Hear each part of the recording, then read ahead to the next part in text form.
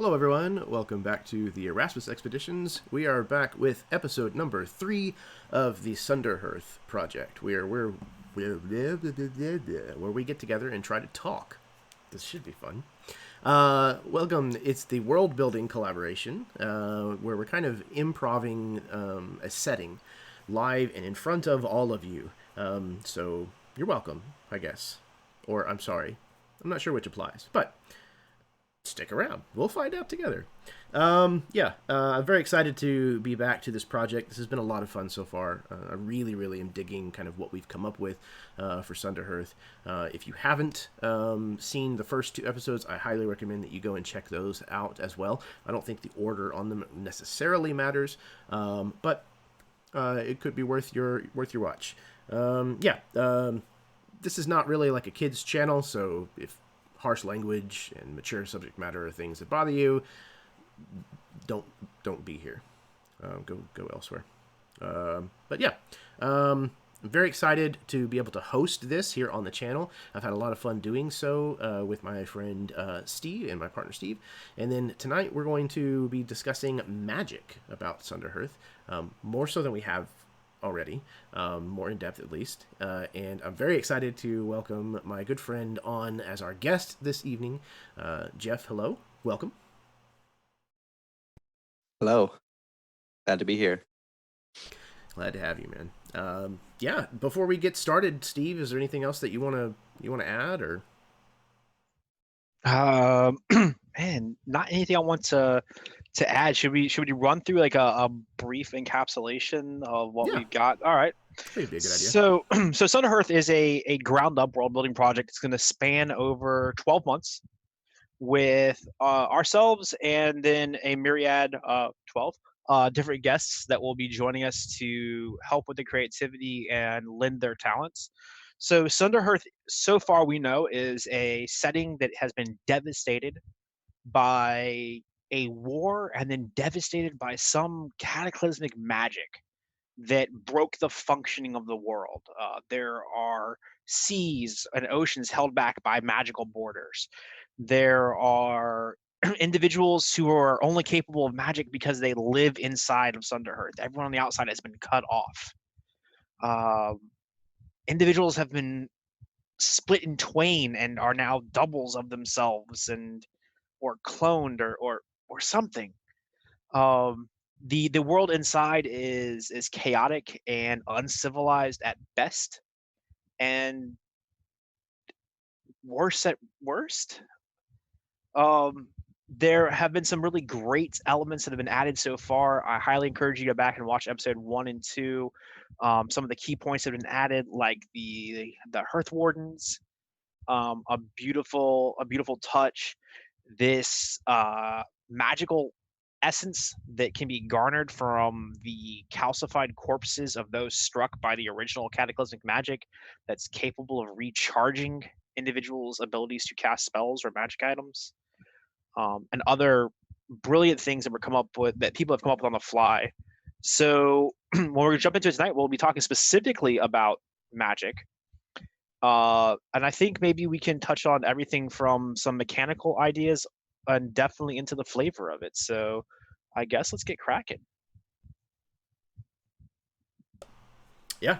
I'm really, really excited. And I love discussing world building stuff. That's definitely something I've always enjoyed about the hobby.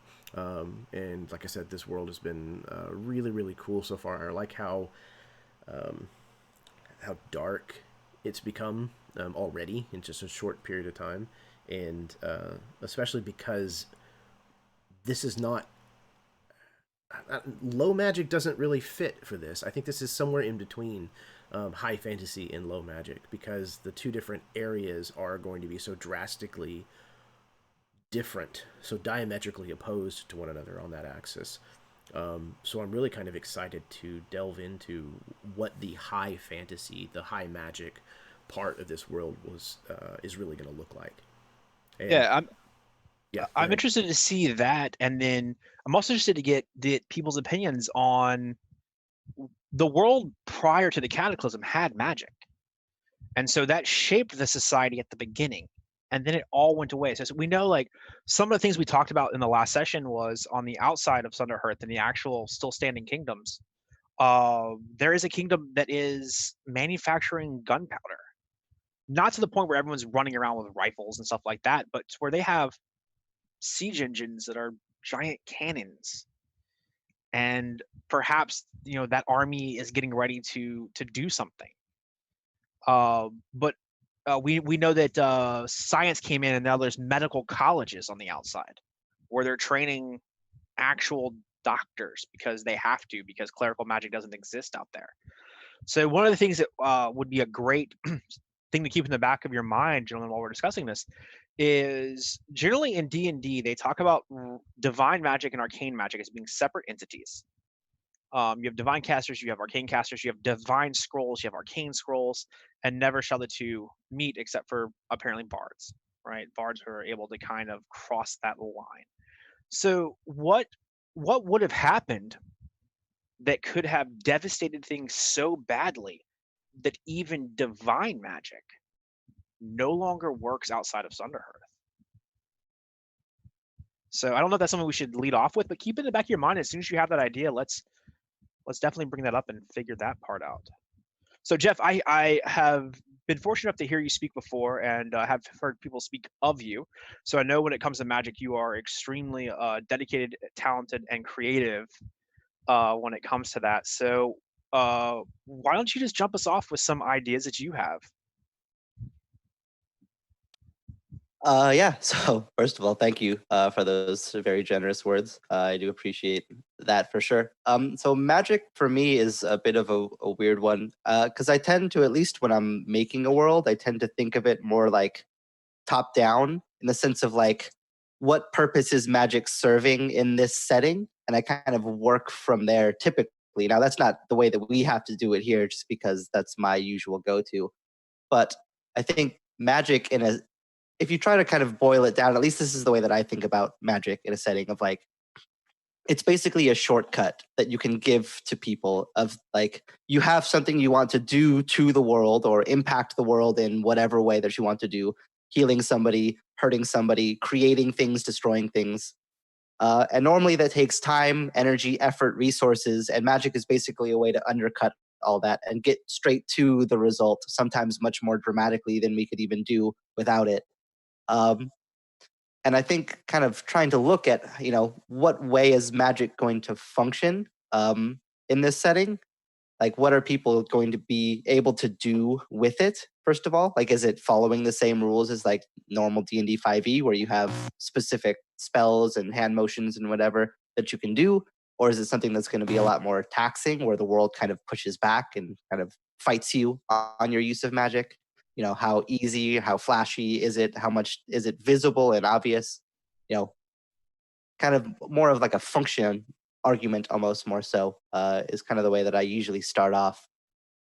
Just because I think it gives us something to orient as far as like how it's going to feel, which to me is always the most important thing in a world, is like, what does it feel like to have this element in there? And magic, where if you cast too much, the world's going to destroy you and tear you apart, versus you can just do whatever and it's easy and it's fun and it's cool. That endpoint is two very different feelings to me.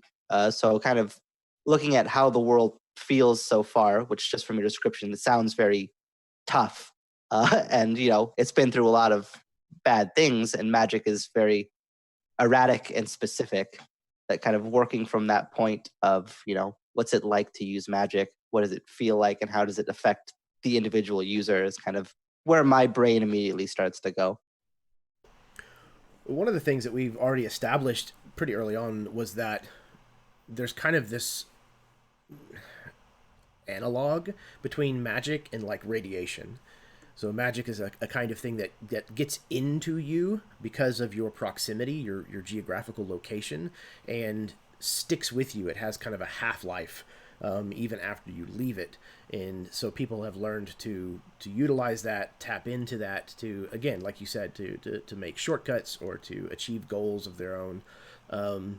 And I think a lot of people, because there's also a very chaotic element to the way that magic works. The closer that you get to the epicenter of where Sunderhearth kind of originated from, so the closer you get to center, the more capability you have of like moving between planes of existence, and things have strange effects bleeding over into the material plane, and magic becomes more powerful but also more unwieldy. And I think that kind of gives a pretty strong color to the way that magic is viewed, at least within the world of Sunderhearth. I Right. think most people probably fear it. Exactly. We had talked about, so when we said when the cataclysm happened, people were using magic for everything. Like, why bother starting a campfire with sticks and flint when I can just snap my fingers? And it kind of reached that culminating point where maybe so much was asked of magic that it simply took back. However you want to look at that. And so this epicenter, like Jeremy was saying, it's almost like pure chaos, right? I think colloquially in Sunderhearth that magic and chaos become interchangeable words. Because the deeper you get into it, the more chaotic it is, but also the more people are reliant on magic because they don't care. People towards the outer walls don't use it even when they could, because what happens when it goes awry and something bad happens, right? The last time magic went awry, a civilization was destroyed, right? So there is that fear, but not so much that people won't use it. They're just kinder and gentler about how they use it. Not to say it's always for good. It's not always healing magic. It's not always repairing magic. But they don't tend to abuse it. Like Jeremy said, we know that it does have this half-life. If you leave Sunderhearth, you start losing it. So mechanically, if you're out there for several weeks, you might start losing spell slots because that ability is draining from you. And it doesn't recharge very fast. It's not like you can just dip in and dip out of Sunderhearth and all of a sudden, keep regaining your ability to use it. Um, we know that uh, the more you use magic, the more likely you are to start exhibiting physical manifestations, scales or fur or a third arm or stuff like that. So as you get deeper in, you start running into these. I guess we could use the term mutants. I don't have a better word for it at the moment, and they just don't care. One of the other things we talked about was the sanity that it takes from you, both in a mechanical and you know poetic sense.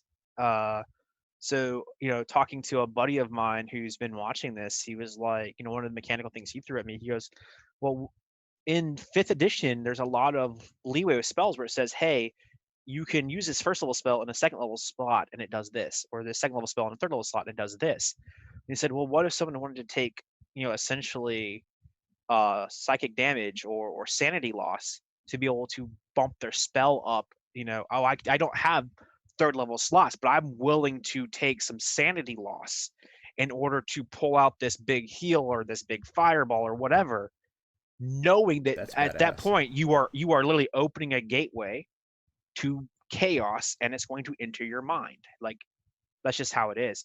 So we know that the people inside of Sunderhearth use magic on a day-to-day basis. I think mending probably happens a lot, but you still find, especially now that we're 2-3 generations post the creation of this contained area, but you still have these people who shy away from it. So I don't know if that paints a palette for you to rip off of there, Jeff, but that's kind of where we are, I think.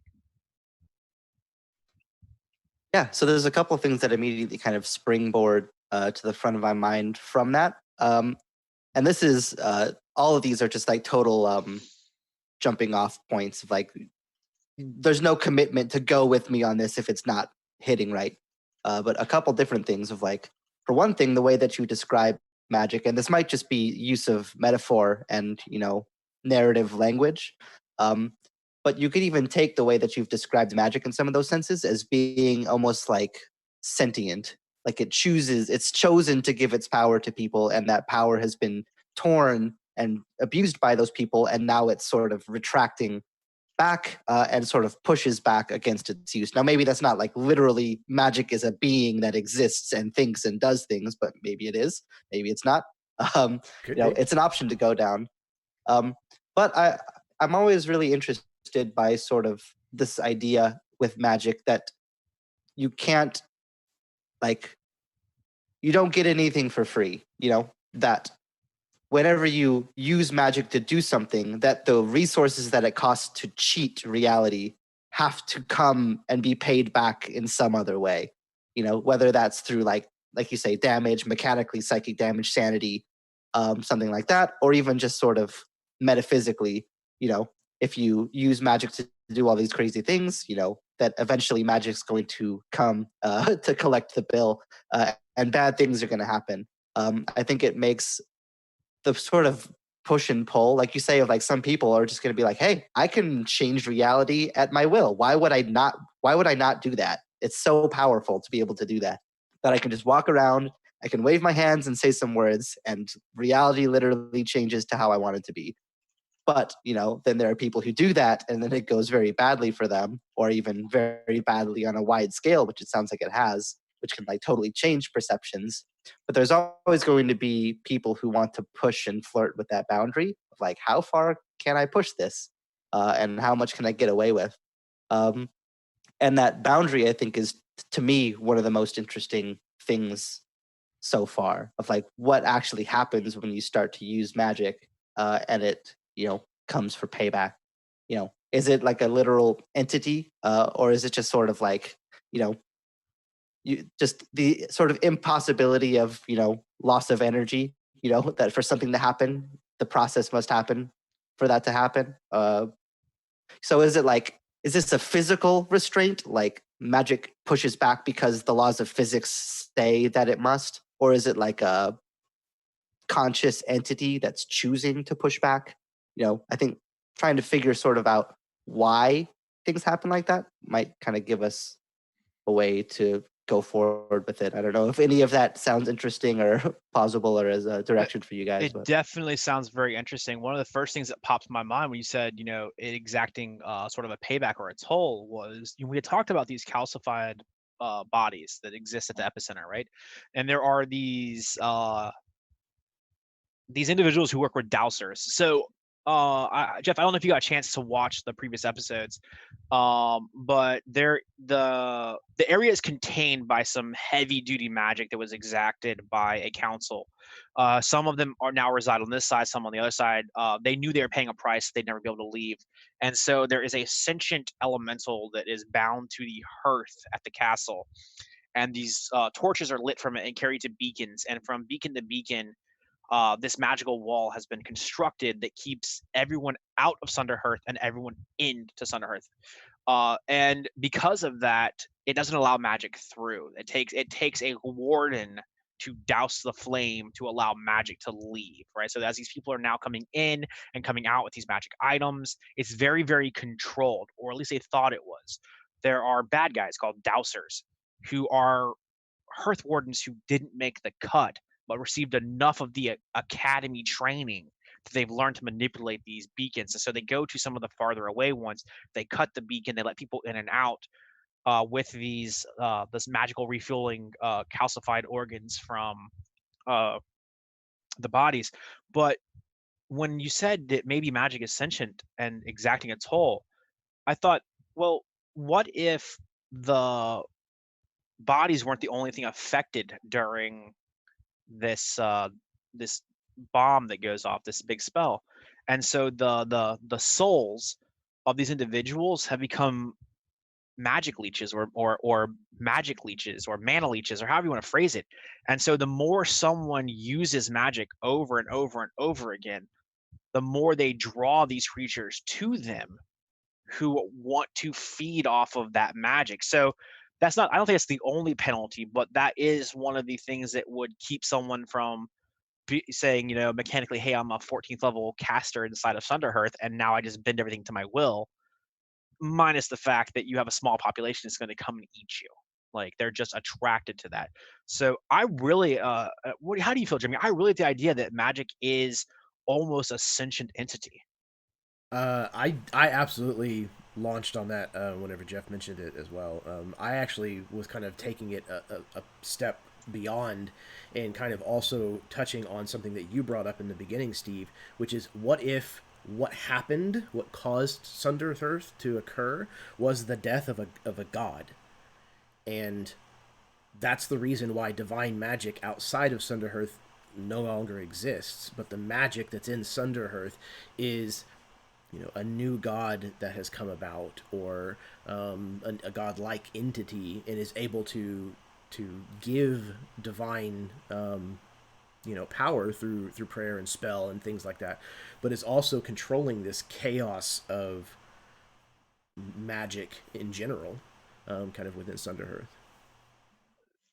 So It could also be a sort of thing, like not to negate that, because we can definitely follow that through, but just kind of exploring that whole kind of palette of, it could also be the sort of opposite scenario where if the god was killed there, basically in the sense that like it takes time for heat to cool and the hottest part's going to stay hottest for the longest, that if this cataclysm hit here the most, that magic will still be radiant here a lot, basically, and it's kind of cooled out from the outside areas so that it can't permeate out. And the gods have either like are like literally dead, like they were killed as part of this cataclysm. That's always an option to explore. And the divine magic that's left is just what hasn't faded yet. It could also be the thing of like, clearly you guys aren't responsible with this. We've given you this beautiful gift and you've destroyed the planet. We're gonna take some of that back. So what if we take and we merge these things, right? So we're talking about a spell, a ritual that was designed to wipe out an entire battlefield. And when they did it, they knew they'd be taking out their people and the other people, which, by the way, we still have no idea who is what side is what. What if it took the sacrifice of a god and they literally killed a god to do this? As Jeff says, when that happened, it's not just the spell that caused a devastation. There was this massive burst of magic. So everything was intensified. It radiated out and is now sort of contracting back on itself. And so the interior, you can still use magic because essentially magic permeates everything, right? It's the fallout from the death of this god.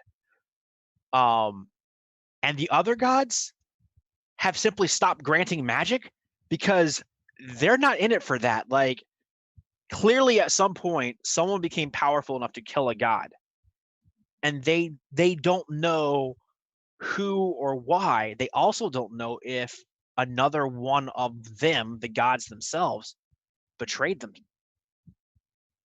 And So they've so literally they just gone back. silent. Yes. I like that. Yeah. That's awesome. Like, we've seen what happens when some of us give you power, you use it to do this. We're not touching that anymore. Well, and yeah, like you said, where they're still sorting out how it happened in the first place and whether one of them may be involved. Yeah, I like that. Yeah. I think, I don't know how gonzo and how gruesome this setting wants to go. But kind of one of the things that came to mind with what you were describing there, Steve, of like, maybe it wasn't even that they like took power from this god to then explode somewhere else and like killed the god. The thing that came to my mind is like, let's say, to use a sort of stretched metaphor of like, if gods are like this like nuclear reactor basically of magic, that somebody found some way to like trip the the sensors on the nuclear reactor and melt it down on purpose. So Yeah. they basically turned this god into like a magical suicide bomb, which then like did something crazy. That's exactly it. In my mind, they basically brought him in an avatar form out to the battlefield and then murdered him in conjunction with this spell. And that's why it's centered on this battlefield, right? Like, that was their ultimate weapon, right? The only way to be sure is to nuke it from orbit. And they did that. And I definitely love the idea that some other god put them up to it. I think there's a really interesting like forbidden knowledge sort of angle here of like there's no way that a mortal could ever know how to do that to a god. Like that level of ability is beyond human or humanoid level of comprehension. So it basically took a rival god saying like, hey, I want that god gone. You need a big weapon. I have a secret that I can show you. I can teach you basically how to like overload his divine ability and cause it to like, go nuclear.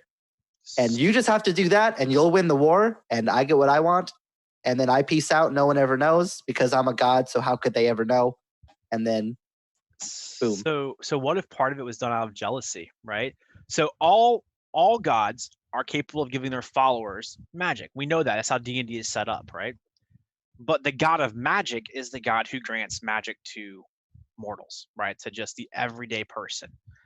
What if we had a god who is jealous of the fact that mortals have magic, that only his divine followers should have it? So the god he sets up to be exploded happens to have the portfolio of magic. And so that leaves this really weird opening that if someone were to gain access to that knowledge, that means a la Forgotten Realms, there is a portfolio that's currently not being helmed that either another god can strive for or some crazy ass human could decide to try and ascend to become the next god of magic or goddess of magic. And that could very well explain too of like why magic is so volatile and chaotic right now is because any god can grant their magic, but the sort of magical field that permeates is the responsibility of that one god who is now gone.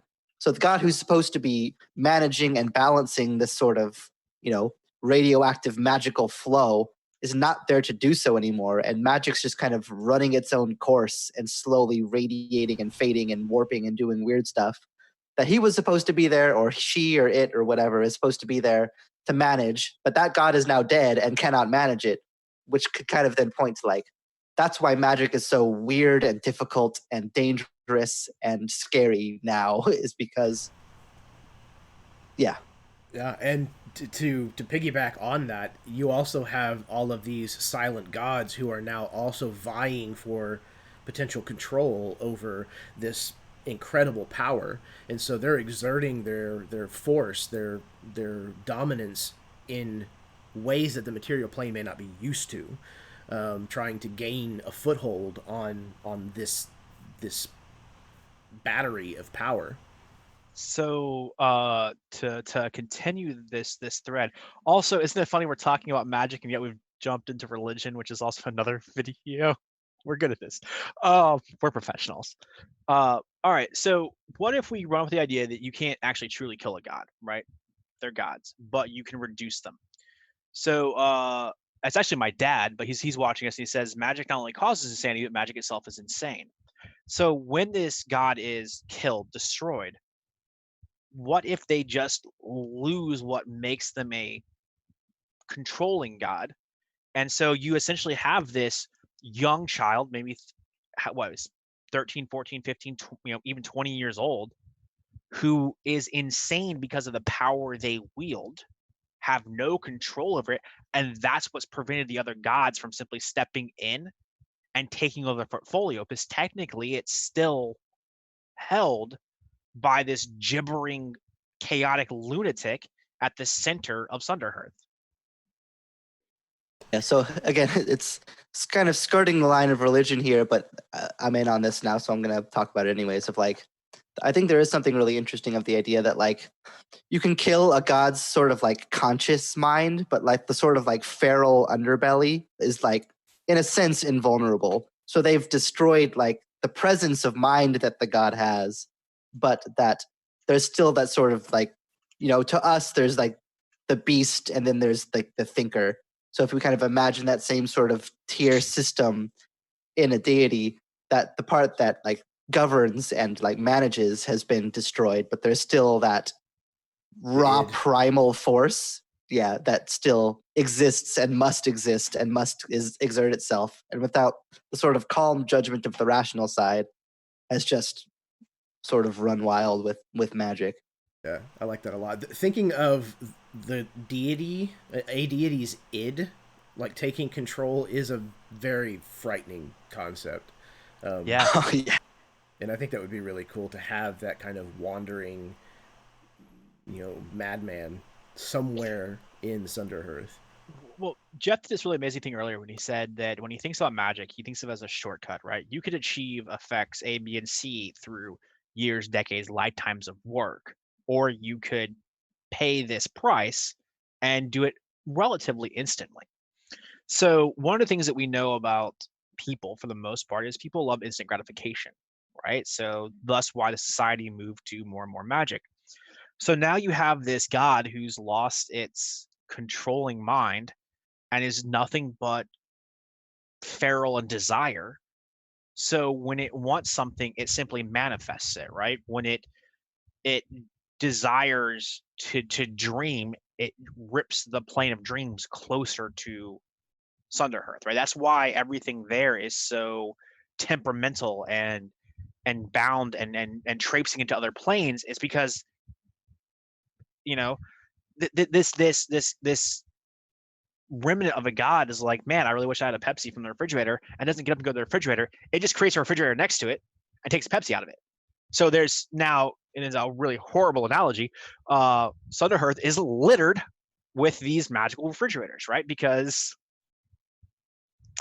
that's just how it works.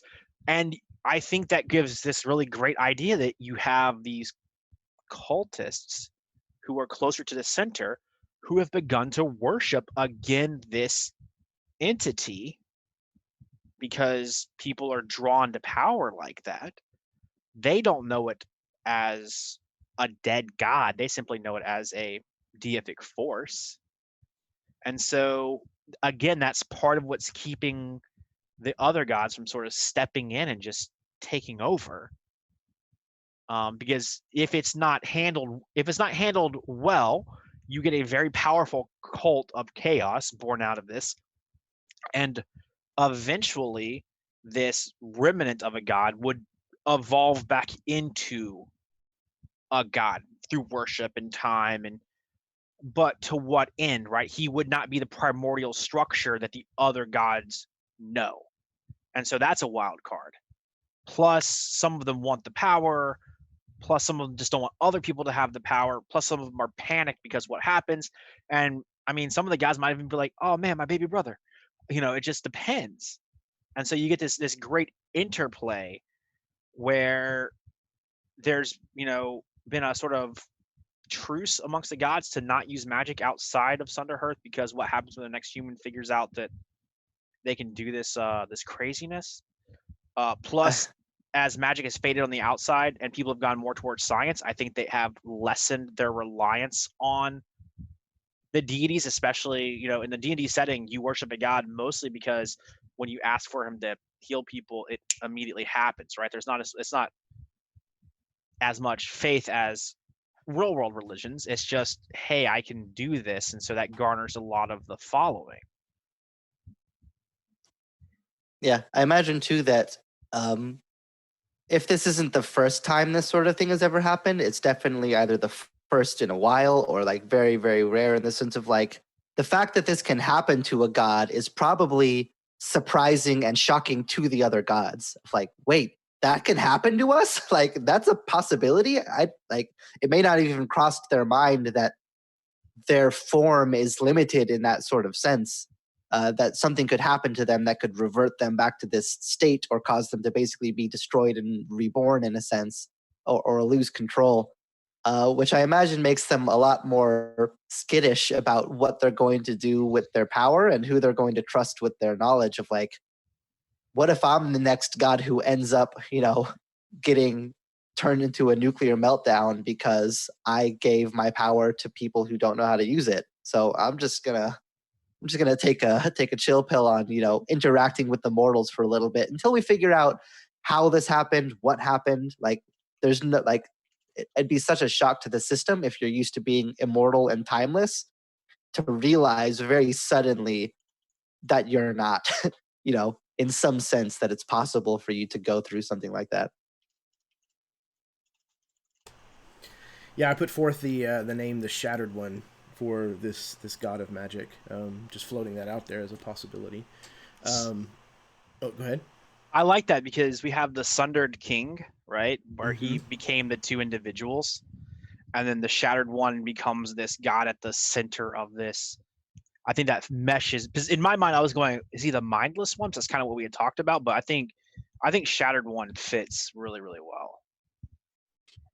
If you wanted to take that name and sort of run with something that Steve you had mentioned earlier, in terms of like if we wanted to sort of chase that angle of like using magic sort of calls forth, you know, things that come after you, in the sense of like if this god's like sort of consciousness has literally been shattered in a sense, that whatever pieces of that have been like scattered and turned into this primal force might actually manifest as creatures or some sort of essence or entity that might actually seek out other magical entities, like almost in like a subconscious attempt to either like reunite, or even in the sense of like now this magical force, which is also this god, has gone feral. So people using its magic in a sense would incur some level of like subconscious judgment, perhaps even something like wrath of like, you're using my magic, that's my magic, like without having the sort of conscious level of godhood to say like, well, no, actually I've bestowed this power and it's part of my domain. It's just like, that's mine, you're using my thing, I'm gonna take you down. Like, so maybe there's even like creatures that are like pieces of this god's like conscious mind that have been destroyed into fragments, who basically like roam and hunt magic users out of some desire for vengeance or retribution or control or something like that. Just a weird idea that came to my brain. So if the god's id then got teamed up with the human's ego that were killed, that were these calcified individuals, you would have these creatures who become jealous and wrathful and vindictive of that those powers being used, but not all of them are malevolent at first, right? Because there's enough of that person left right there to kind of guide them, but the more you use magic around them, the more irritated they become, right? It's like driving in a car and having someone tapping on the window, right? Like as they're just sort of errantly doing it. At first it doesn't bother you, but when it starts to grate on you and you mention, "Hey, could you stop that?"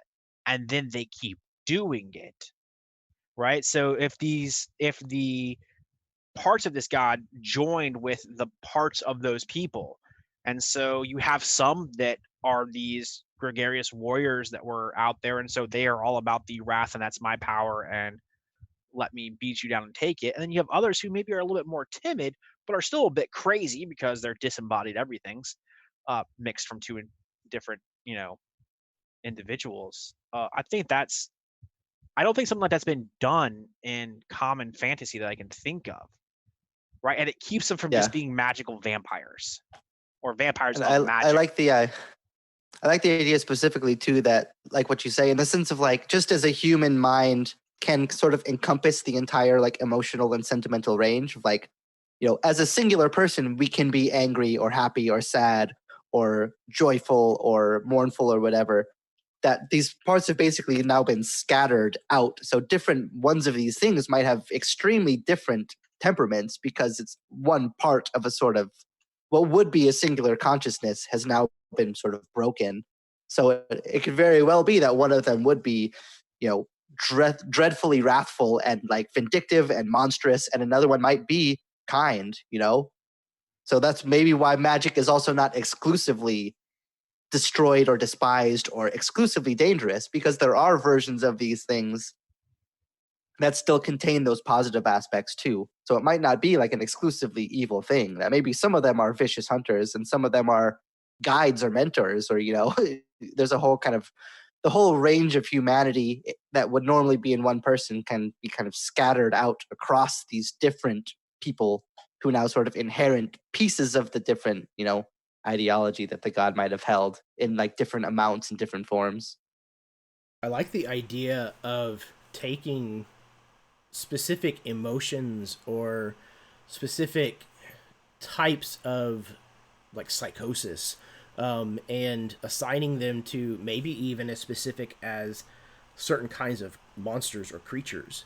Like their wrathful, vengeful side becomes something full of gnashing teeth and grating claws, and that's the Tasmanian devil type thing that just tears everything apart, trying to get to you. And then there might be something else that is very full of guile and seduces you to try to get close to the magic that you have and get that back. I think that's really cool. It's very, very flavorful, and it's pretty unique from most of everything that I've ever come across in fantasy. But okay, so what happens when one of these entities comes across a spellcaster? What is it that they're trying to accomplish by getting close to them? Killing them? Feeding off of them? Possessing them? So I think it's going to depend on the creature, but all of them at the core are after that magic, right?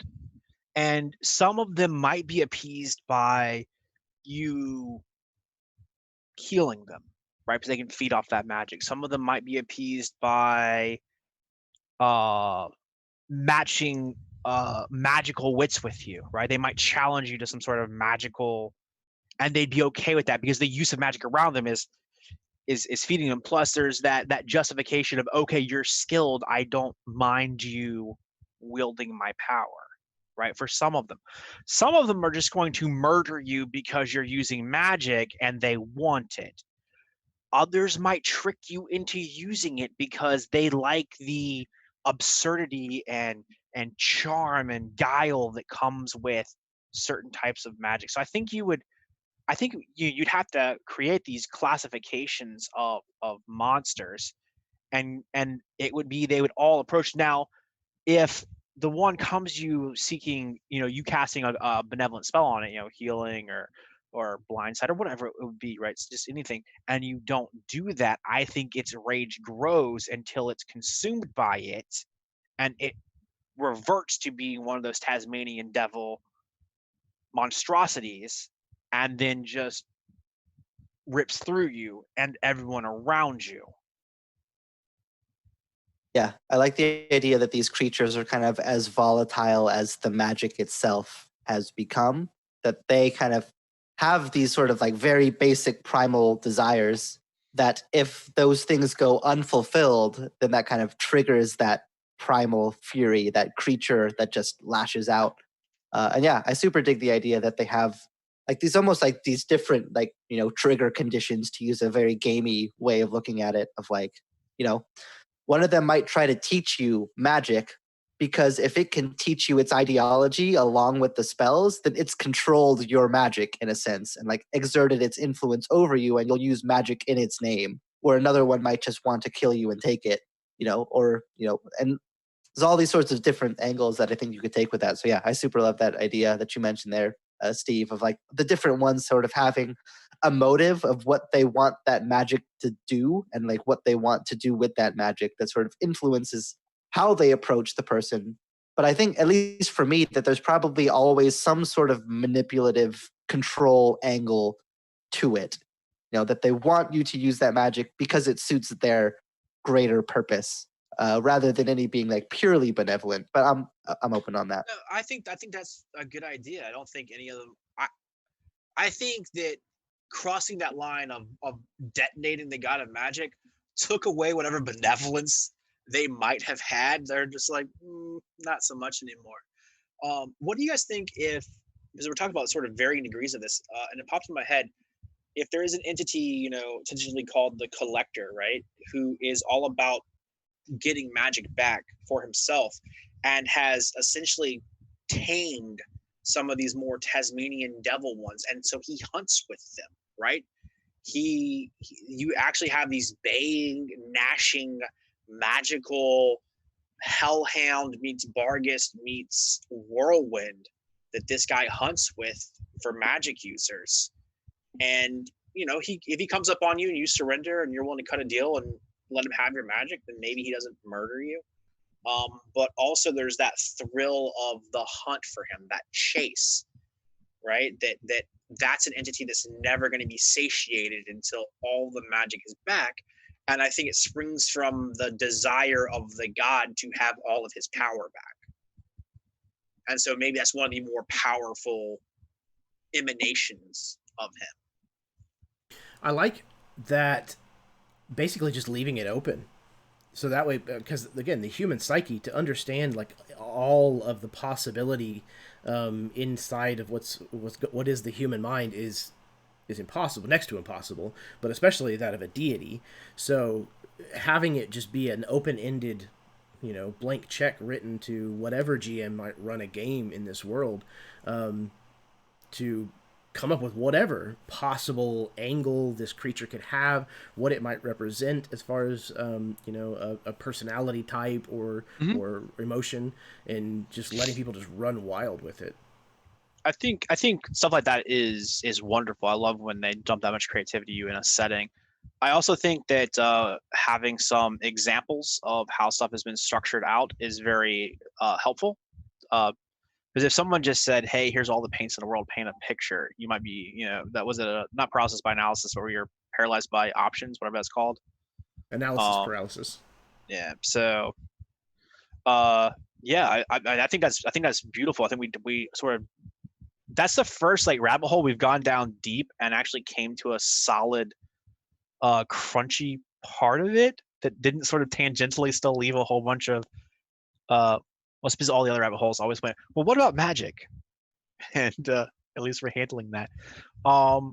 So one of the things I would like to get some opinions weighed in on here, Jeff, especially is when you do become timid about the constant use of magic, partially because these monsters can come out of the darkness, partially because magic wrecked the world. What does, inside of Sunderhearth, where magic is possible, what does everyday magic look like? To what level is it still being done? So, I guess one thing to ask, because it'll sort of shape what I say here, that you kind of mentioned very briefly earlier, is like, I guess the sort of population and population density and sort of scale of the inside, like how kind of, what's the sort of general cultural size and scope like inside, just specifically the place where magic is possible. So it's pretty sparsely populated, and the further you move in, the more so that's the case. There are little pocket villages that have kind of established along the wall of where this has all been shut down, specifically around kind of where each of these, I forgot what we called them. I don't know if we called them hearths, but basically these little fires, beacons, yeah, these little points where these fires are burning that helps this magical barrier stay in place. Particularly the largest one inside is the one that's actually at the Sunderhearth itself, the castle that used to kind of lead over this whole kingdom. The interior city there is actually probably would be the only real classified city within Sunderhearth. And I would say, in my mind, that city, Sunderhearth itself, has 10,000 people, maybe.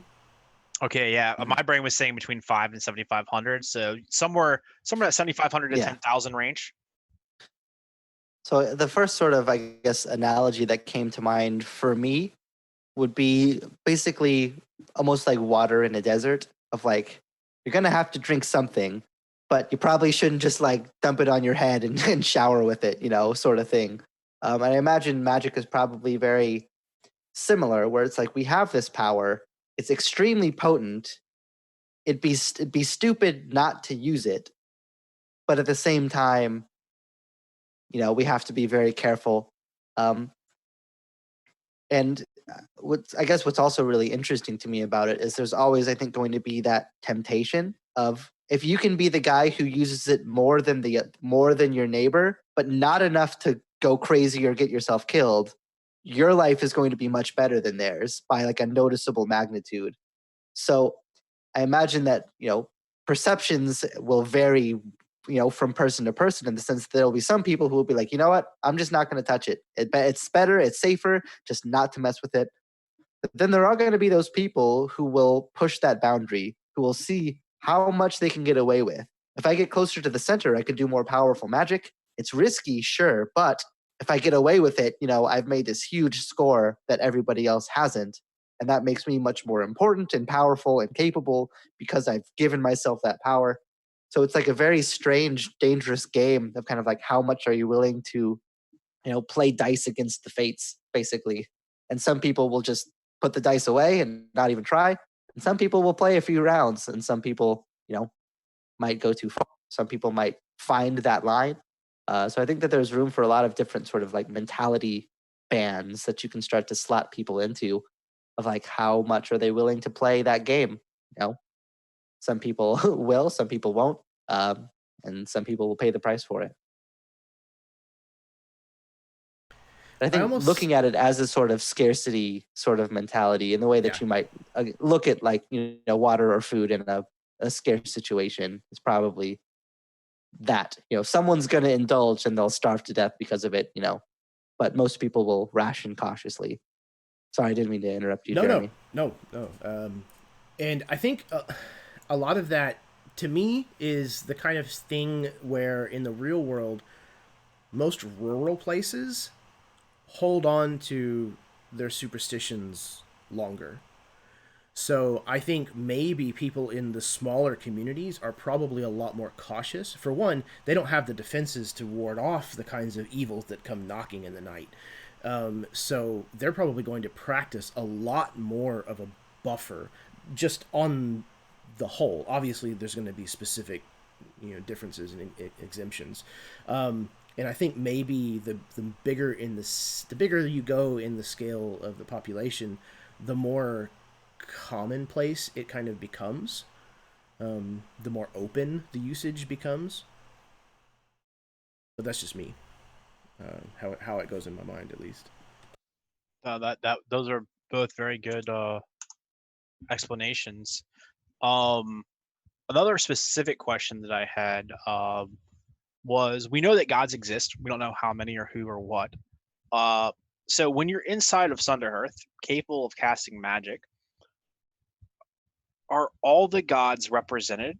Like, do they, inside of here, do they all have constituents? Or are people doing divine magic in here because of the magic that is permeating, but still choosing to worship whatever god they feel beholden to, but not necessarily as Jeff, the god of smithing, granting people magic? It is Sunderhearth, and this Shattered One's energy is granting magic, and the other gods are still sitting back going, hey, we're biding our time, we're unsure. So I think that there is something really interesting to the idea of, like, because I guess, I'm guessing that humans don't really understand the scope of the cosmology in the sense that we've described here as the people making it. So in a sense of, they probably don't even necessarily know that the gods have stopped giving their powers like directly to people.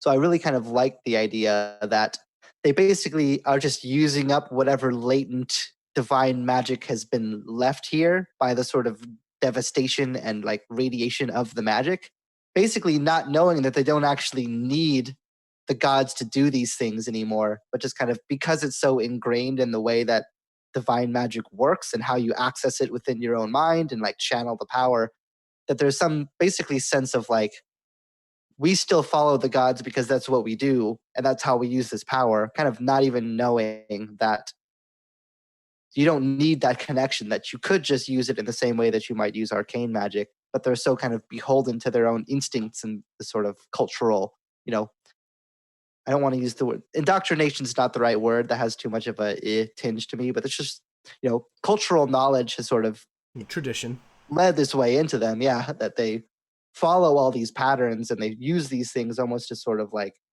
focuses to use this divine magic, but that the gods themselves have actually backed off, even from here. What if, like, when someone is getting granted power from a divine spell, it's actually coming from the fragment of this shattered one that is basically like their understanding of this other deity's power. So like it's their interpretation of forge magic. It's not actually forge magic. It's through this lens or this filter of what the completed god of magic had at one time, their association with this other deity. Right, because she being the goddess of magic would have had a working knowledge of how all of their magics worked, because the conduit was designed by this god of magic, if nothing else, right? How it gets to the material plane. So mechanically speaking, that brings two questions to mind, and they can be real quick answers, however you guys want to do it. One, if it is this the Shattered One's interpretation of forge magic or healing magic, does that mechanically change something, or does the player just flavor it slightly differently? Is question one. Question two is, when it comes to your divine focus, what do they call that in D&D? Your Holy symbol. Holy symbol. nope, I'm sorry. I knew I'd chosen poor words. Whether your domain, thank you. Oh yeah. Does everyone then have the magic domain and there are no healing domain, there are no whatever, or does everyone get the normal domains, and again you just encourage it to be flavored and give some examples of how one might flavor it through this broken psyche of the Shattered One? So I'm Personally, trying go to ahead. remember. Sorry, I was just gonna say I'm trying to remember exactly where the concept originates from, and I don't remember. So I'm gonna say it wrong, but I think I'll be able to say it right for this, in the sense of there's some mystical tradition, and I don't remember the specifics. I'm sorry.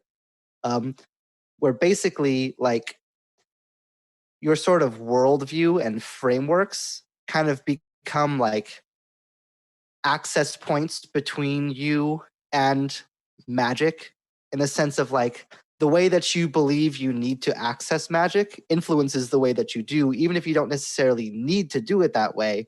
So it could even be in the sense of like, because I believe that I'm beholden to a cleric of life, that I know I must use my divine magic to give life, and my magic manifests as life-giving magic. That doesn't have to be the case, but because that's the way that you perceive your being, that's the way your magic manifests. That the magic manifestation follows your belief in a sense, or that your belief sort of like limits or unlocks aspects of magic based off of what you think you're even capable of doing. So you might be a life cleric, not because you have to be a life cleric or because you get your magic from the cleric of life, but because that's just what you think that you are. So that's the way your magic comes out naturally. So that's the way you think that your magic is.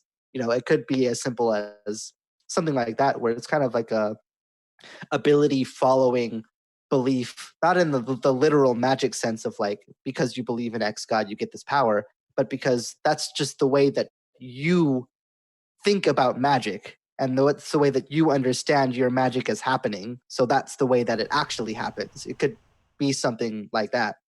Yeah, that's how you. So that way you don't gained your mechanically power. limit people to like Yeah, say you for have sure. to pick this domain or that. You still let Yeah. people pick and basically flavor it as the way that you understand yourself and your place in magic, something I mean, like that. I think that works out really well, because we're talking about these sort of fragments of the Shattered One binding with the human egos and becoming these creatures. So really, it's just your ego understanding of who you are that then manipulates the magic that is permeating you, right? So it also solves the conundrum of, well, what if there's an evil magic user? Okay, that's just how they're using the tool they're given, right? And some people might become unlocked from that system. Like you use magic to do something outside of what you thought. In a moment of panic, magic just happens from you, and it manifests in a way that's very different from the way that you're used to it happening. And suddenly you have a realization of like, I thought I got this power because I believed in this ideal and upheld this certain god. I didn't do that in this scenario and I could still do magic. What gives? So like I think it'd be possible, most people would still be within the cultural system, but there might be people at the fringes who have realized that they're not as beholden to the ideals of the magic as they thought they were, and they basically become liberated from their cultural restrictions and just realize that this is just a thing that they can play with, which would be very dangerous and likely lead to very evil people. Yeah, that jives with the setting really, really well. And I love the flavor of that, and how much potential is already starting to grow from this being kind of the established order of things. So one of the other things that I wanted to talk about is this depletion of magic whenever you leave Sunderhearth. Specifically, how long are we kind of thinking that this depletion might occur? Like, how long does it take for that to kind of occur? Weeks, months, years?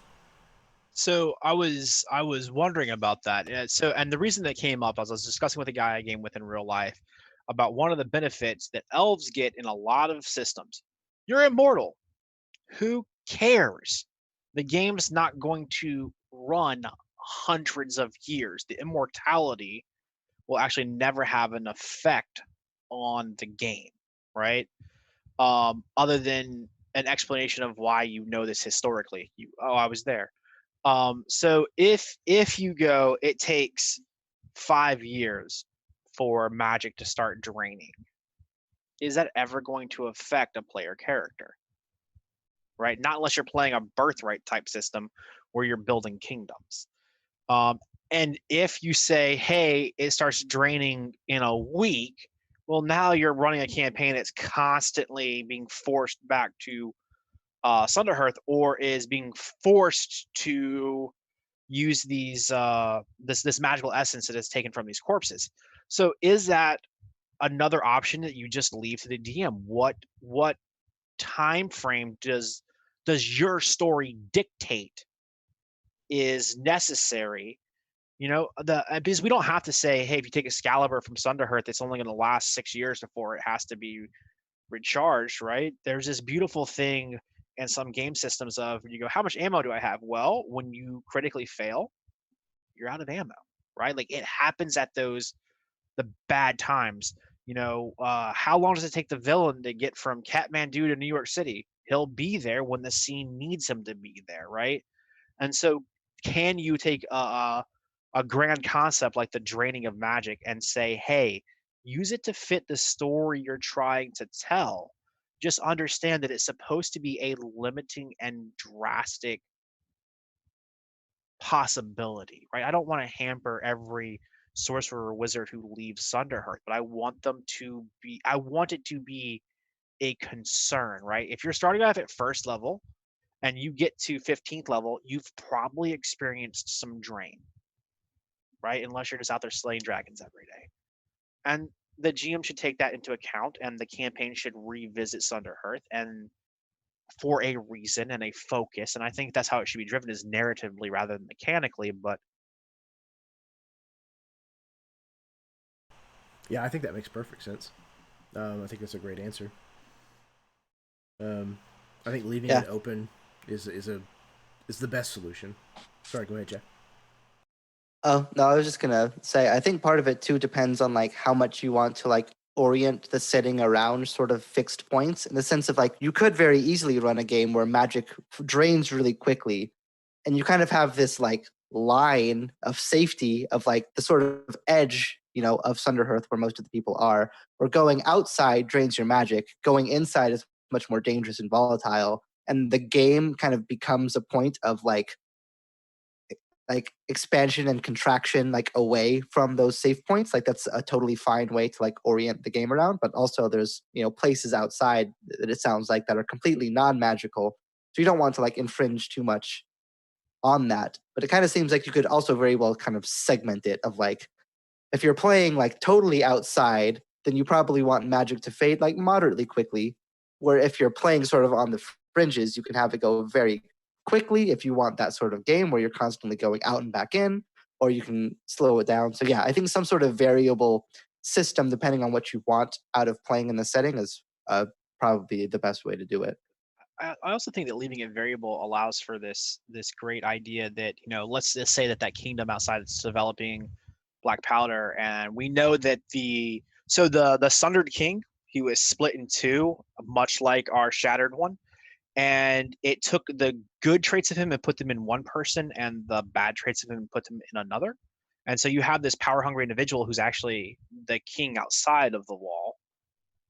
Hey, that's actually a pretty good name for that.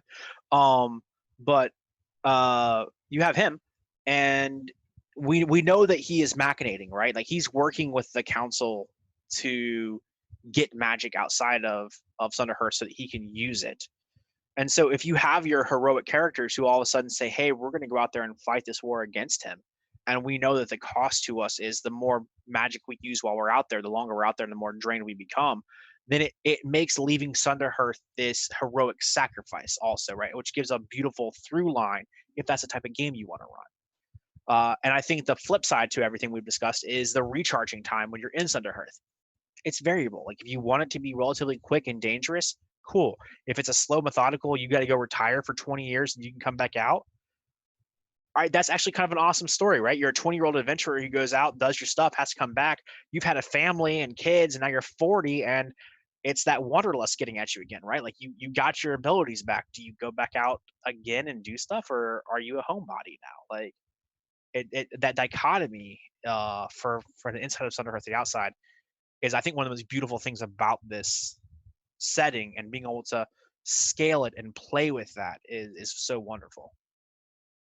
It also lets you sort of toy with the sort of boundary, in the sense of, like, if you kind of look at it from the more like realistic and, especially from like the sort of folly of human side of things, being a person who has magic in a world with no magic is such an insane advantage in power that even if it would fade, there would definitely be people, the more ambitious and power hungry people, who would want to venture out to the place where they know nobody could stand up to them, of like, I can shoot fireballs and teleport. None of you can do that. That makes me like a god to you, basically. And if I have to go back and recharge every once in a while, like, being out and being so powerful comparatively is worth, the travel and the inconvenience. Right. Where Plus, there would be other people who would be much more like, I don't need to go out there and mess with any of that. Like, I'll just be here, live my life in this like nice, safe place where I always have access to my abilities. I can always do these things. Like, so it gives you a lot of room to play with that sort of boundary of like, what's it like to be the magic user in a magicless place? If you have the line very low, then that's a very big, like, immediate spike that you have to run back away from. Or if you have it super long, then you can basically become like a wizard king of this settlement, because you can do all this crazy stuff that nobody could do, and you can be there for the 5 years or whatever before you have to go back. Like, that's a lot of time to be very powerful. It also drives the economy of these mana hearts coming out of Sunderhearth, right? Because we know that one of the things that we established in the last game was that there are these items that you can harvest from the corpses in there, and they are capable of recharging magic items and magic people. So if I am this god king who's tripping on my own power, maybe I don't go back to Sunderhearth. Maybe now I'm employing people to bring me these things out of Sunderhearth, which in itself is dangerous. And so again, I think that scales with whatever type of story you're trying to tell. I think that's wonderful. And that leads to adventure hooks, which is Yes. always a great thing to be inserting in your world as you're building it. Always be thinking about how can I hook players into doing stupid shit. Okay, cool. Well, one of the things that I also wanted to talk about a little bit is the ritual in particular that these Hearth Wardens perform, which allows people to pass out of Sunderhearth in particular. So, what does this ritual look like? And who was the first magic user allowed to make this transition? And what were the circumstances of that? So, Jeff, I'm gonna let you swing pretty heavy at this. The only thing we know is that the main gate of Sunderhearth. So the castle that was the ruling castle is split, right? Part of it exists on both sides of this. The Grand Hearth is where the elemental that allows this magic is bound. His flame is then lit and carried to other braziers, which are lit, and they become these beacons. And villages, like Jeremy said earlier, have sort of grown up around some of these beacons. The main one in Sunderhearth we know is very seldom hidden, doused, whatever, because if it goes out, how do you relight it? So these smaller ones, so you could come in through Sunderhearth because there's nothing preventing you from coming through the portal, right? It just prevents magic and entities from leaving. So you can come in through Sunderhearth, and there is a process you have to go through with the Hearth Wardens and stuff like that. But to leave, you have to be taken on a precarious journey through the dangerous wilds of Sunderhearth to another one of these beacon towns, and you can get out there. Beyond that, other than we know that the bad guys who do it are called dousers, so obviously that implies that they're deactivating part of the flame. We don't know anything, so take it away, sir. Yeah, so the first thing that comes to mind is that, like, as far as like why, so I think the question is like, why would people leave officially? Because like unofficially, there's obviously tons of reasons of like people using magic for power and all those sorts of things. The sense of like, if there's going to be official reasons why people are allowed to go out, and knowing that they're going to like lose their power and will need to come back to get it back, you do kind of need to ask why people would leave.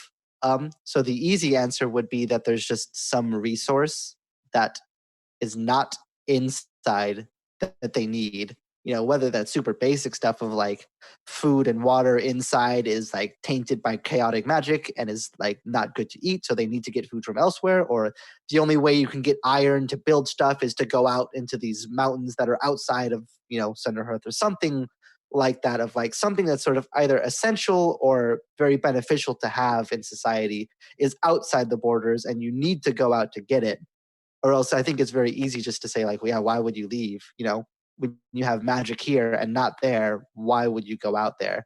Because you need to. So finding, I think, what that need is might start to point us in a direction.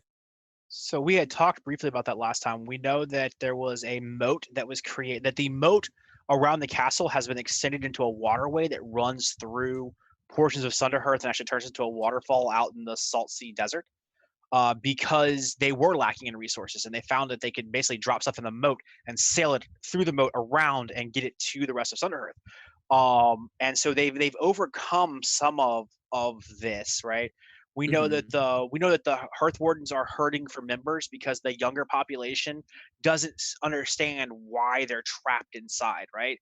The people who were in Sunderhearth did it knowing to an extent that they were never going to leave because there was the fear that whatever caused this clung to them like radiation, right? That you might bring it with you. Mm-hmm. I think the world now knows that that's not the case. You can take magic out, and it's more how you wield it than it is necessarily who you are.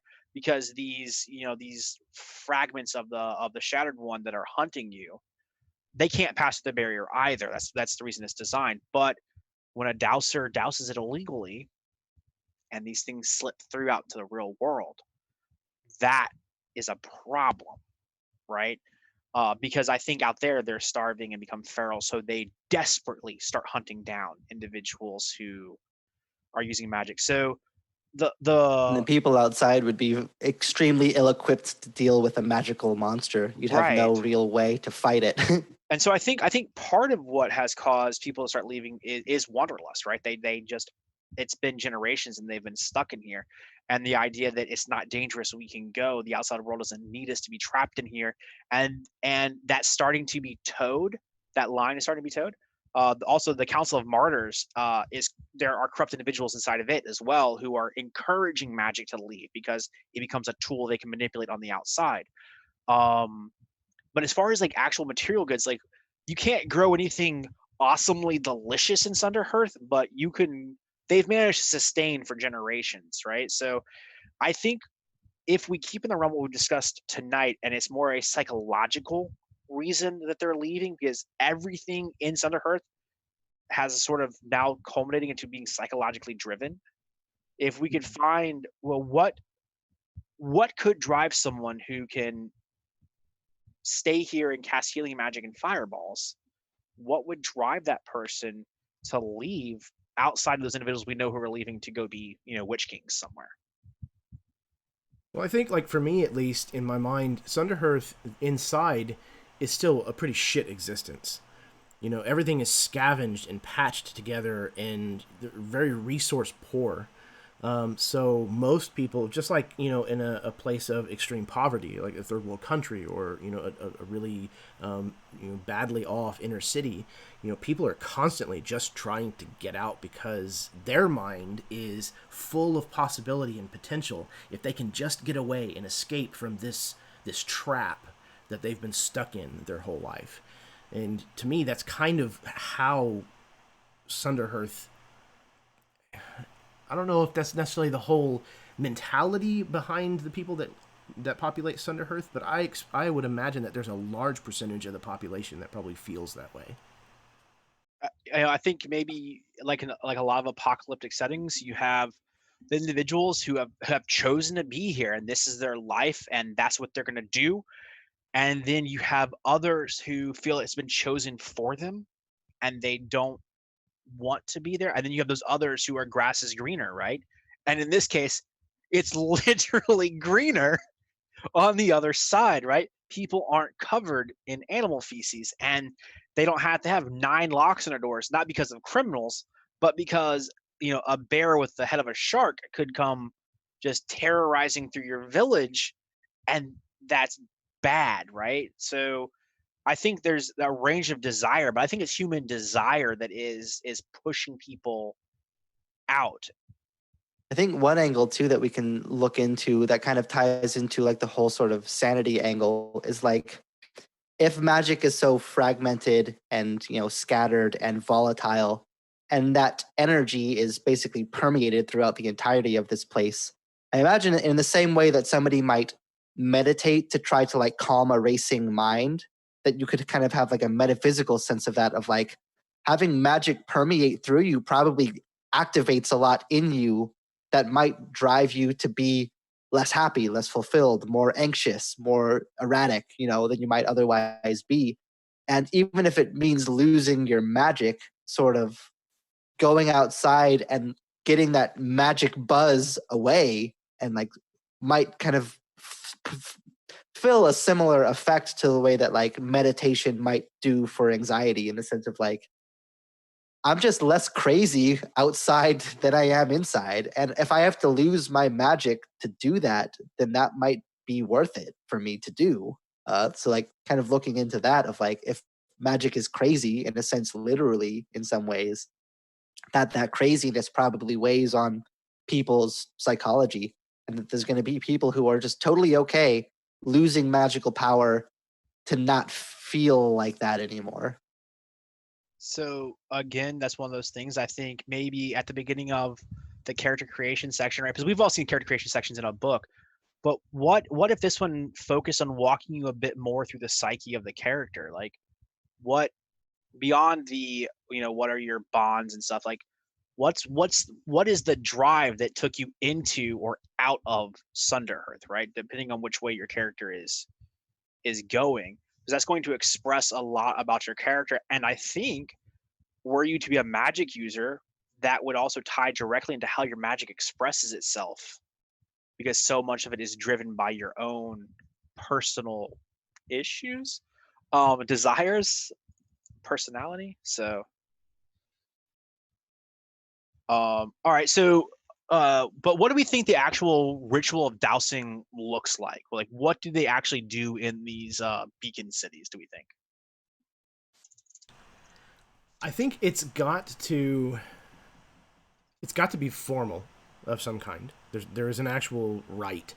There's words that are said. There's shit that's sprinkled on you. There's certain kinds of things that are burnt.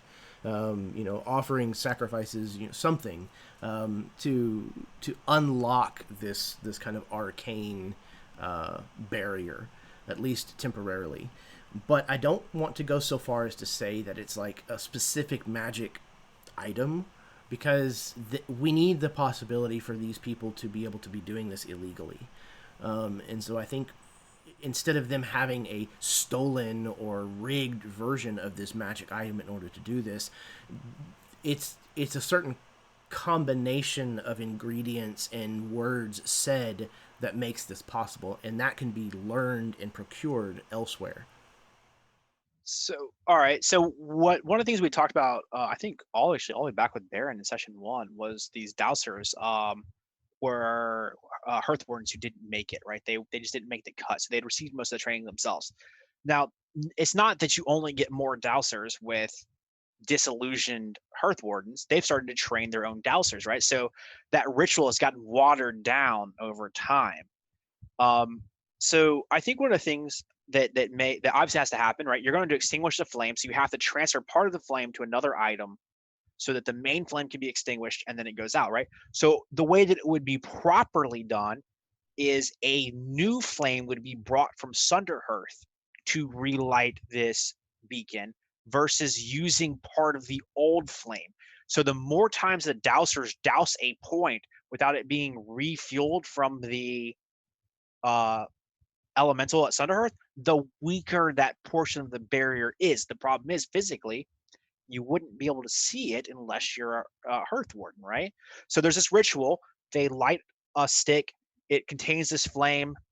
The dousers do. They put out the flame. People go on about their business. They relight it. Where in a more proper one, the flame would go out and someone would have gone all the way to Sunderhearth and brought the flame from the main hearth here to relight it. So it gives you a way around it, but also builds this fallacy into it, that this point where it can become so broken that stuff does start seeping through. Yeah. Or it just doesn't relight. It doesn't work. There's not enough magic in the element to be able to relight at that point. I like that a lot. Like it becomes normal fire, and it's just not tied to the magic anymore. Ooh, how terrible is that, right? Like you live in the village, you see the flame, you're thinking nothing's wrong, because we know that the Hearthwardens are so strapped they can't be in all of these beacon sites, right? They visit them, making their rounds. So this village could go a year or more without seeing a Hearthwarden, and that entire time that magical barrier's been down because it's just a flame burning in that brazier and not part of the elemental. Like, or it actually burns up the fuel and goes out.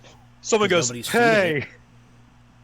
Yeah, and I love the fact that like a Hearthwarden could walk in and look and be like, "Wait a second, like, yes, this is not an original fire. Like somebody has tainted this, has messed with this." I like that a lot. Cool. Well, do we want to go ahead and move on to getting Jeff's signature? Yes. So, Jeff, one of the things we're asking from all the people who contribute is your signature. It's something that you're going to put into the world that is just going to be part of the world. It may be fleshed out in other sessions, but it's not going to be retcon, changed, taken away, stuff like that. And from this point forward, once we get a couple of these down, you'll have access to the working Google Doc. So you'll be able to jump in and comment with the rest of us as questions come up about any topic ever. And then you'll also have access so you can type in, flesh out whatever you're about to proffer up as your signature. So what you got for us, sir? Oh, geez. Just like a place, a person, anything? Like what? I guess what kind of bounds are we looking at? Yeah, go for it. Whatever you want, man. Yeah. Oh, geez. Just as examples, if you need like a jumping off point, Baron is the one who created the Hearthwardens in the first one. Our second guest, Alex, is the one who created the crystallized organs of these calcified individuals. I think we have kind of circled around arcane kernels. I think arcane kernels, yeah. Yeah, and that's kind of what is used to recharge people's magical abilities outside of Sunderhearth. So just anything really, but just kind of whatever tickles your fancy.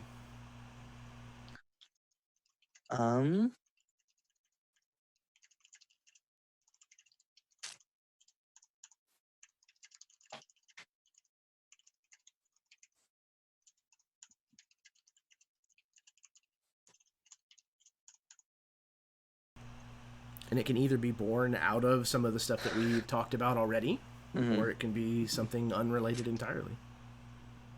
Yeah, I'm trying to kind of like piece together like fragments of something that's there. So I'm kind of looking at this sort of, I really like this sort of like split psychology angle to magic that we've kind of put into magic itself and to the deity from which this chaos has kind of been born out of. So I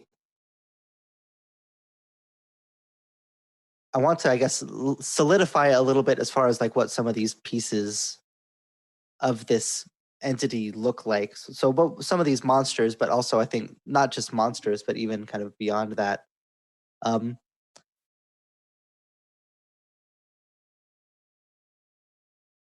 I think that there should be some group who knows what happened and are trying to put this god back together. So they go around hunting these magical fragments and trying to capture some piece of their essence to basically melt back into a singular consciousness for this dead god. Whether that's a cult that's trying to use it for their own ends or a benevolent group who's trying to restore magic. And maybe it's even misguided and what they're trying to do isn't actually possible. But I like the idea that there's some sort of faction, I don't know what to call them, that basically specifically goes looking for these magical, god fragment monsters with the intent to like hunt and capture them to basically reconvene this shattered essence into a singular point to do something with. I don't know what that is yet. So a fragment holdover from maybe the actual previous worshippers of this god, who would have felt it the most when they blew up and have since been trying to reconstruct. Like maybe they're the only ones outside of the other gods who know that there is this feral child-like essence at the center that is their god. They have to get the pieces and put it back together so that they have this, they have their god back. Is that the type of thing that you're looking at? Yeah, and I almost like the idea that their goal is like a futile one. Like it's not actually going to work. Like it's like trying to build a human like Frankenstein. Like the thing that you get at the end is not a person. In the same way that a normal person is. So like, but basically, I like the idea that it's like some sect of that specific god, the one that has been sort of the shattered one, basically, who know what happened because through some, heritage, they've passed this knowledge down of like, this used to be a god that we worshiped. Like some of us even spoke to him and now he's gone. But if we can, take the pieces of the shattered glass and glue them back together, maybe we can form some sort of semblance of normalcy and restore balance not only to this god, but that might even ripple out and save the entire world. And magic can be like it was again. And it can be the beautiful, easy, something. There's almost like mixture of like apocalyptic and utopian ideals trying to like Frankenstein this magical god back together for good or for bad. Who knows? Would it be too ham-fisted to say that group are part of the original clergy, and when this all went off, they essentially became undying, like immortal? So it's those same individuals who are now partially trying to make up for what was done. Like they were the ones that sacrificed their god, not knowing that it was going to go this crazy. Here's a bit of an idea from that of like, maybe because they were so tied in with this god that when the god died, some part of them was basically lost with it. So it's not just that they want to get the god back, but like the part of them that was tied to the god has also basically, in a sense, died. And they want to restore themselves just as much as they want to restore the god, because their own faith and their own kind of existence has been damaged by the loss of that god. What if you did the inverse of what happened to the god, and maybe they've lost their id? Like it's only what's left of not having They've- passion and desire. They sort of like and- lost, the sort of animalistic human instinctual part of being a human. Like they've only got, I like that they've lost that like color of life, So the great taste of meal, the sense of touch, the sense of become the life fantasy and vigor. Do they become the fantasy Borg? Yeah, I mean, I was kind of thinking I mean- Barbosa, kind of the same. Yeah. Just nothing tastes right. Food, I food don't get tastes enjoyment. ashy. You can't Yeah. feel as vividly. Touch doesn't quite do anything for you. Yeah, The we're not colors aren't dead, as but- bright as they should be. Right. Yeah. And We're and not how dead, but we kind might of like- as well be. Right, how damaging is that to Yeah. a person who's used to being able to flavor their food with magic and dancing lights and Well, and especially 50, 60 years on, like that's harsh. Yeah. That's really harsh. To have Yeah, to Alright. to be sort of like trapped in this sort of like limbo of life where you're forced to sort of keep on living, and you have this sort of like logical structure in you, but that sort of like vivid, part of you is gone, and you like, it'd be like the most dramatic possible withdrawal, like withdrawal from like the essence of life, basically, that you've lost. And I'd imagine you'd do anything that you could possibly do to get that back. So if you think you can Frankenstein the god back from his monstrous fragment pieces, then you're probably going to do some, crazy stuff to try to do that. And I imagine that they're probably, I don't imagine them being like exclusively evil, but they're definitely not benevolent. Like they'll do what they need to do this, at whatever Right. cost that comes. definitely. I mean, that's probably the only manifestation of desire they experience anymore. Is Yeah, that wanting that to one. want again. Yeah. Yeah. All right. So don't worry about not having That's a awesome. name. At any Oh, point yeah. you come up with a name, throw it in the chat. We'll get it into the document. Like I said, my goal is so next month is a session with a special guest, and at the end of that, we'll be able to encapsulate those 4 episodes, and then we're gonna have that live document that all contributors so far will have access to be able to go and read and edit and do. And I'm saying we because Karen Davies has been helping with this a lot, and she's watching, so now she knows that we also have a timeline. Surprise.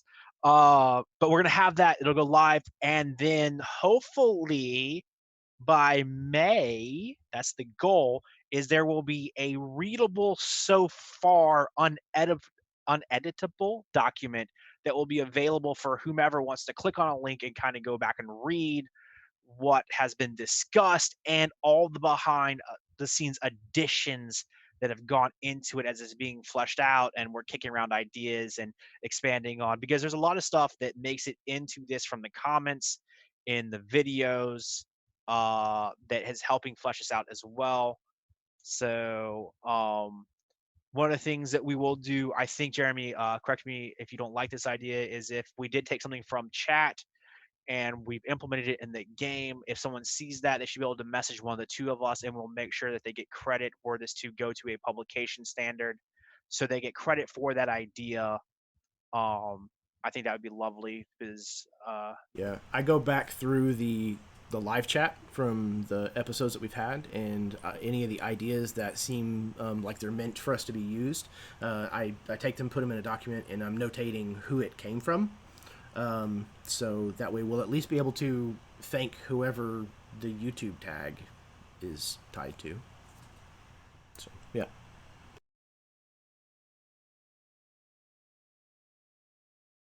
Well, cool. I think we're going to go ahead and wrap it up and call it an evening. I love doing this. I love talking shop about RPGs in general, and world building, like I said, is a particular passion of mine that I enjoy from the hobby, and being able to try to do it on the spot, live, with other people who have just a crazy amount of energy and ideas that are pouring kind of into this setting. It's already made for a very interesting soup, and I'm very much looking forward to the chance. I'm holding off running games in this because I've already got a lot of ideas, but I want to wait until at least we're closer to the end, if not actually at the end, before I start trying to tackle that. But in the meantime, I get to fill once a month by doing this. And thank you very, very much, Jeff, for agreeing to come on and talk with us about Magic. No, thank you for having me. This was a lot of fun. Excellent. Is there anything that you want to talk about or plug or anything like that? A couple things. So if you want to see videos that I'm on, I am a part of Tabletop Terrors along with Tim and James Carney. If you want to see any of our videos, we just talk a lot of general RPG stuff, some super short bursts of cool things, some sort of long podcasty type discussions, if that sounds like your thing. And secondly, a book that I've been working on for quite some time now, A Dead Man's Guide to Dragon Grin, along with the Absolute Tabletop guys, is going to be coming out in PDF form. I think I think tomorrow. As soon as that, which is insane. The book has been like in the works for like a year and a half now. I've been working on it for like 9 months or so. So we're extremely excited that that's going to be finally out and in people's hands. So yeah, if you want to see some 5e setting guide goodness with a lot of cool new subsystems and races and cultures and a bunch of cool things, check out A Dead Man's Guide to Dragon Grin. Yeah, I'm super excited for you guys. It has been a very long time coming. And I know that it has likely been a very taxing experience for all of you. I've seen some of you when you're in the trenches, and I can tell that it's been a labor, although be it a labor of love, I'm certain. Definitely, yeah. Yeah, so I'm excited that you guys have the finish line in sight and are nearing that completion. Yeah, as far as finding Jeff with Tabletop Terrors, you should be able to follow the link in the description of this video to their YouTube channel. And I do recommend that you go and check out their stuff. There's a lot of really good advice that comes out of that channel for sure. All right, Steve, anything you want to throw on here? Man, I guess just my normal plug. Obviously, if you're here watching this, you already watch Jeremy's channel. If you don't subscribe, right? Get your friends to subscribe. The work that he does is amazing. Plus, then you'll know when this comes up, and you can see myself and Karen and Baron, some of the people we've talked about tonight in his games. He does a wonderful job running those. They are masterful. Gentlemen, it was excellent, Jeff. I don't think I've actually ever had the chance to play with you that I can think of. I might be wrong. We I might don't have think done a so. Yeah, yeah. yeah, like almost everybody I've had a chance to play with, so I'll have to change that at some point. But it was Definitely. wonderful, dude. You're so creative, and one of the things I've really enjoyed about this is Jeremy. You referred to it as a soup earlier, and I think it's starting to get to that stew level, right? Everything still retains its flavor, but it's melding so well. Like all these different people we've brought in, everything has meshed so well that it's weird to say we're doing it live because it sounds almost like we have some of this structured out. And I promise you, if you're watching this, no one's prepping any of this. We strive so hard not to think about that. And trust me, that's hard sometimes not to think about that as we go into this. So next up, we have our session 4.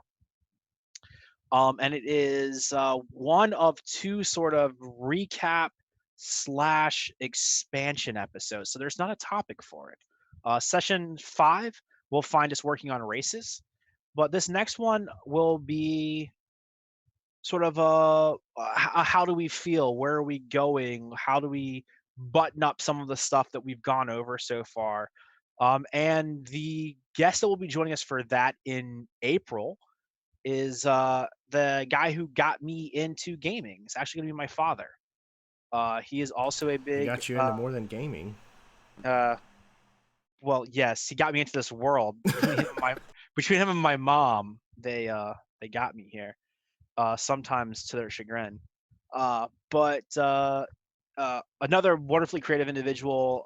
There is not a week go by he doesn't message me or call me and say, hey, I got this gaming idea, this world idea. Let's chat that. When I was going through my cancer treatment, like talking to him about world building and stuff was a big thing that helped me keep my mind off of what was going on. So I'm looking forward to that. I know he's looking forward to it, so that will be wonderful. And then session 8 will be another special guest. So we'll look forward to that. But that's all I have, other than, yeah, subscribe to Jeremy's channel, come back and join us. And if you are watching this in the future and you comment on the YouTube stuff itself as well in the comment section there, we'll go back and extract that stuff out too. Don't worry. We want that creativity. Yep. So long as you are perfectly okay with us taking that in and it possibly ending up in whatever becomes of Sunderhearth at the very end, then I am more than happy to take your ideas and your suggestions. There's been some great stuff that's come out of those already. Yeah, and I'm very much looking forward to the next episode with your father. I've never had the chance to meet your father or game with him at any point yet, so I'm very much kind of looking forward to picking his brain about Sunderhearth and about seeing the similarities between the two of you and the differences. That's always a very interesting thing with meeting a parent and their child. Yeah, it'll be scary. It'll be scary. I'll love it. I know I will. So yeah, thank you again, Jeff, for coming on. Thank you once again, Steve, for coming up with this fantastic idea and for allowing me to host it here on the channel, and for bringing both of you for bringing your A game to today's episode. Thank you very much for anybody who may be watching out there in TV land. If you're watching now or in the future, wash your damn hands and stay safe and healthy. And yeah, until next time, may your dice roll high and your snacks always be within reach.